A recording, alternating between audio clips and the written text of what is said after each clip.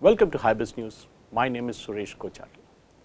The Union Government on Wednesday issued an ordinance to amend the arbitration law to ensure that all stakeholder parties get an opportunity to seek an unconditional stay on the enforcement of arbitral awards where the arbitration agreement or contract is induced by fraud or corruption. The ordinance, which further amends the Arbitration and Conciliation Act of 1996, also does away with the 8th schedule of the Act, which contained the necessary qualification for accreditation of arbitrators. This provision had faced criticism from some quarters about the conditions prescribed in the law and came in the way of India getting the benefit of having foreign arbiters. But that was not the case, and a wrong impression had been created. Still, to do away with that impression, the concerned schedule has been dropped. A government functionary had explained to PTI.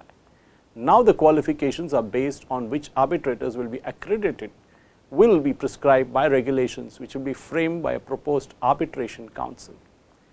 Till recently, an arbitration award was enforceable even if an appeal was filed against it in the court under the section 36 of the law, where the court could grant a stay on the award on conditions as it deemed fit.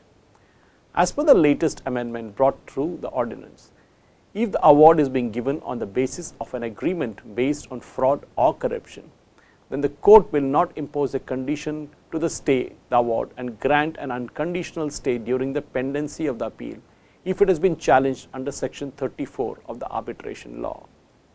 The Law Ministry ordinance said that the amendment was necessary to address the concern raised by the stakeholders after the enactment of the Arbitration and Conciliation Amendment Act 2019 and to ensure that all stakeholder parties get an opportunity to seek an unconditional stay on the enforcement of arbitral awards where the underlying arbitration agreement or contract or making the arbitral award are induced by fraud or corruption.